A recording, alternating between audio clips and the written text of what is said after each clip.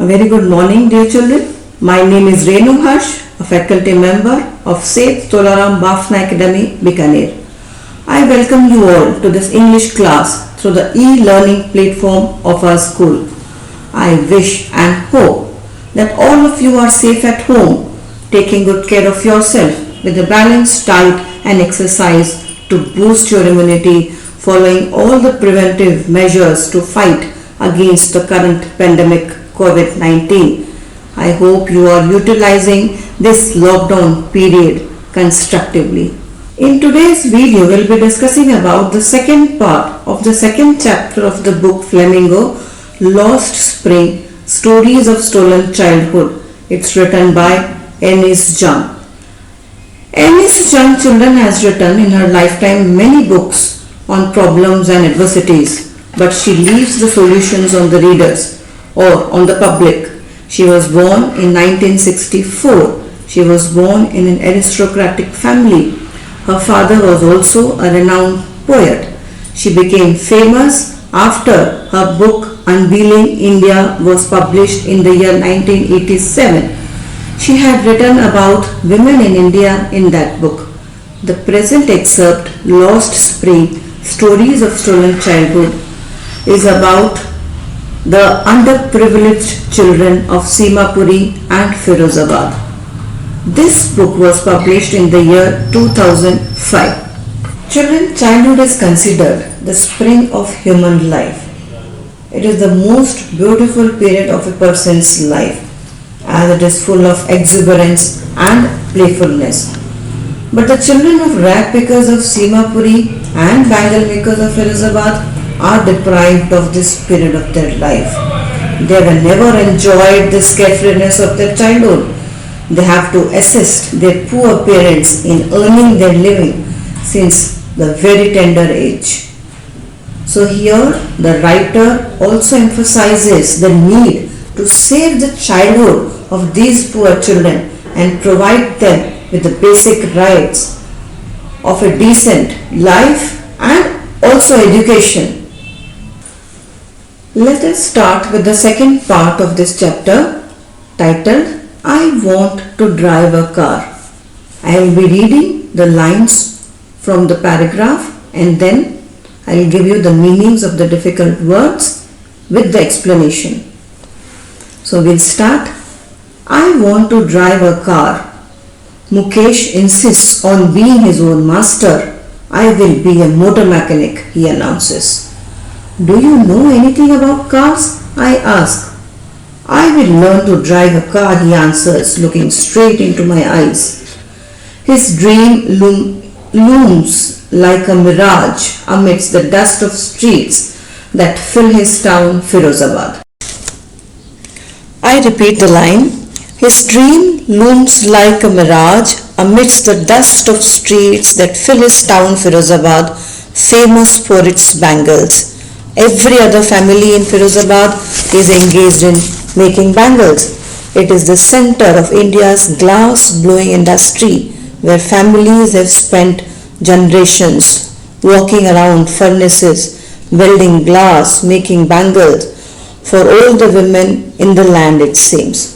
So here the writer in the very first line of the second part says that Mukesh, unlike Sahib, he did not want to work under anyone. He had a dream and he could visualize that dream, and that dream was to become a motor mechanic. The writer is inquisitive over here and she asks, do you know about cars? And he says confidently, I will learn to drive a car. Here the writer is little bit negative as he knows about his pitiable condition. She says here, or she writes that his dream looms. Looms means it is unclear, it seems unclear, like a mirage. He is comparing it to a mirage. A mirage is an unrealistic hope or wish, and here again it is a simile. Comparison is made, literary device, amidst the bangles. And here again the writer introduces us all to Firozabad, which is famous for bangle making industry. The writer says that every other family in Firozabad is engaged in making bangles. and it is the center of India's glass blowing industry. It is very difficult, children, to make bangles. You have to sit in closed rooms, furnaces over there, welding glass, making bangles for all the women in the land of India. We'll continue with the second paragraph. Mukesh's family is among them.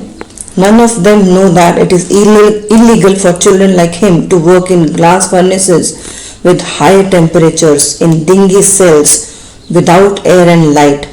That the law, if enforced, understand this line, if enforced, it talks about that there is law but it is never enforced. If enforced, could get him and all those 20,000 children out of the hot furnaces where they slog their daylight hours, often losing the brightness of their eyes. Mukesh's eyes beam as he volunteers to take me home, which he proudly says is being rebuilt. We walk down stinking lanes choked with garbage, past homes that remain hovels with crumbling walls, wobbly doors, no windows, crowded with families of humans and animals coexisting in a primeval state. He stops at the door of one such house, bangs a wobbly iron door with his foot and pushes it open. So in this paragraph the writer says that Mukesh's family is also one among them. Generation after generation they are just following this bangle making process. They have never thought of any other profession, and none of them, they are not even aware that it is illegal for children like Mukesh to work in the glass furnaces with high temperatures in dingy cells, dingy dull cells, okay, without air and light.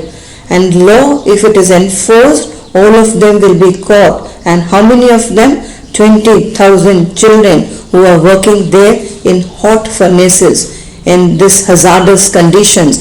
And children, I tell you, it is very difficult to work and it is not good for health, not good for eyesight too.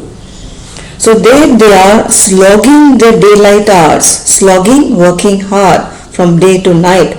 Okay, they are slogging their daylight hours, often losing the brightness of their eyes. But Mukesh's eyes beam. He is happy. His eyes are shining. Why? He is volunteering the writer to take her home. Okay, volunteering means he is after her. He is offering her that you please come and see my place where I live. Mukesh's eyes beam, that is shine, as he volunteers to take me home, which he proudly says is being rebuilt. He is happy that his house where he is living, it's a type of slum, and he is happy that it is being rebuilt. They are walking down the stinking, bad smell, foul smells are there on the roads over there because they are choked with garbage. Nobody is there to clean it. There is no sanitation, no sewage. So they are just walking through the lanes that remain hovels with crumbling walls. Hovels, it's a cottage actually, and all the cottages over there, small rooms, they are having crumbling walls. Walls are falling. They are not built firmly. Wobbly doors. Wobbly means shaking. Wobbly word is used for shaking. So doors are also shaking over there. Windows are also there. They stay with crowded families, and humans and animals stay together over there. It's a very deprived state. Okay, and he is stopping at one of the door and banging a wobbly iron door with his foot. Pushes it open. We'll see the next paragraph. We enter a half-built shack. Shack is a small hut.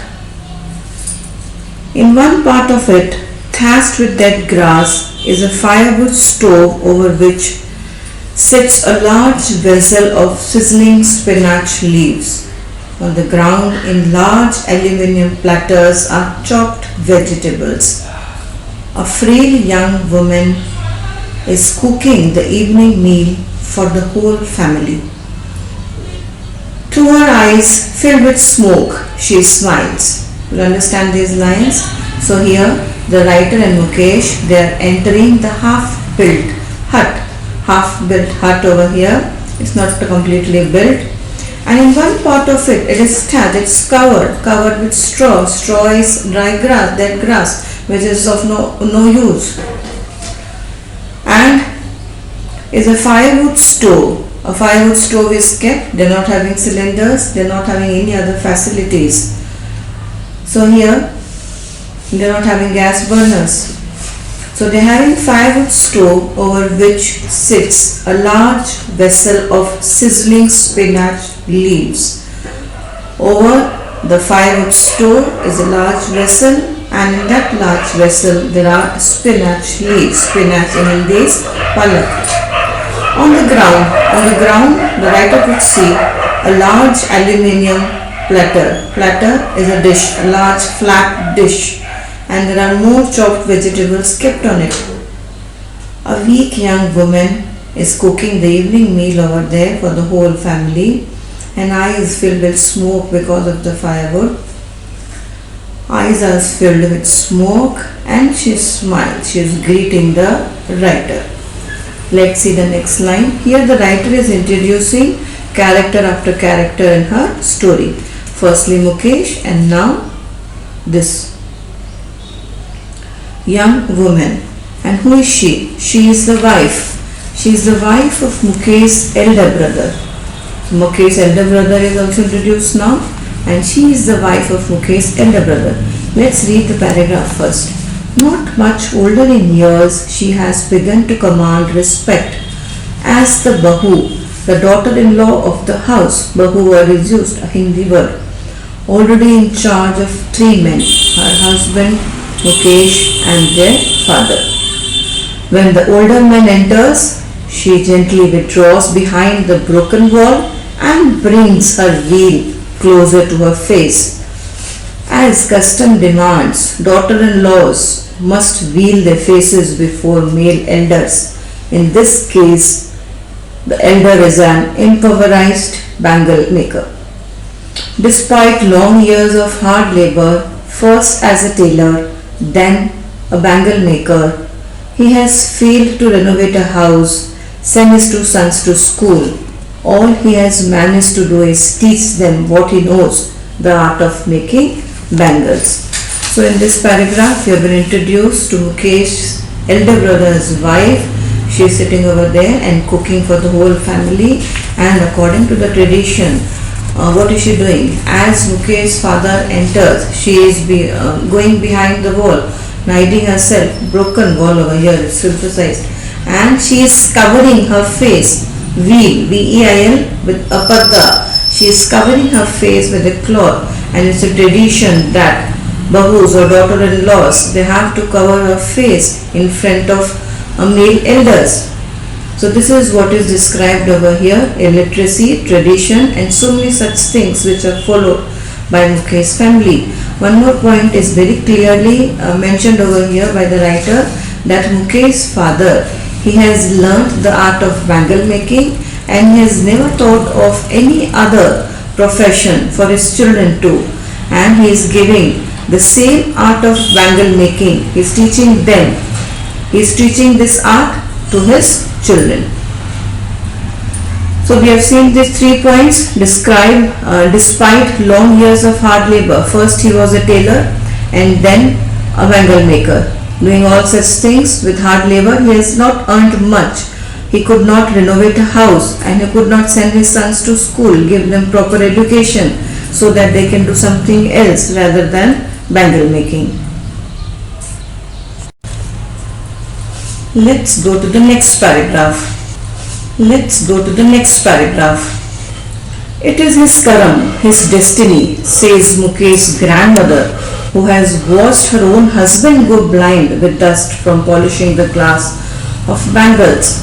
Can a God-given lineage ever be broken? She implies. Born in the caste of bangle makers, they have seen nothing but bangles in the house, in the yard, in every other house, every other yard, every street in Firozabad. Spirals of bangles, sunny gold, paddy green, royal blue, pink, purple, every color born out of the 7 colors of the rainbow. They have filled each and everyone's life with color. Lie in mounds, in unkempt yards, are piled on 4-wheeled handcarts pushed by young men along the narrow lanes of the shanty town. And in dark hutments next to lines of flames of flickering oil lamps sit boys and girls with their fathers and mothers, welding pieces of colored glass into circles of bangles. Their eyes are more adjusted to the dark than to the light outside. That is why they often end up losing their eyesight before they become adults. So this is the scene inside the hutments. Poor bangle makers making the bangles, and manually they have to send them. Manually they are taking them in handcarts through the shanty lanes, the narrow lanes which are covered with shanty hutments. Shanty means small cottages, and inside the small cottages, what is seen, what is going on? Small children are there, working over there with their parents, and what are they doing? They are following the same tradition of bangle making. The last line is very significant. Their eyes are more adjusted to the dark than to the light outside. There are so many opportunities outside waiting for them in this world, but their lives, their eyes are adjusted to this darkness. They have never ever thought of moving out. They adjusted themselves to this darkness and not able to see the light or the opportunities which are waiting for them outside.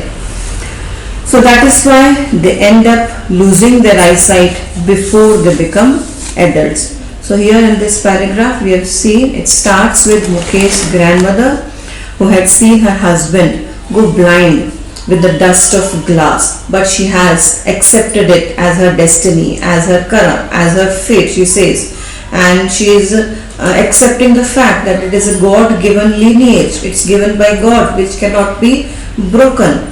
They could not think of a livelihood beyond this. They are surrounded by heaps of colorful bangles lying in their dirty yards. Young man, yards are dirty, but bangles are auspicious. Bangles are auspicious as far as Indian tradition is concerned. Young men are pushing them, handcarts laden with them along the narrow streets of the shanty town. So we have seen this paragraph. I hope you have understood the chapter so far. We'll continue the next part of this chapter in the next video. And I hope you have understood all the meanings also of difficult words. The writer has used so many literary devices right from the beginning, right from the first part till now. I'll just recollect it. Simile, metaphor, there is irony, there is paradox, there is hyperbole, there is contrast, and we'll be discussing more after we complete the chapter. So till then, see you soon. Stay safe, stay healthy. Have a good day. Goodbye.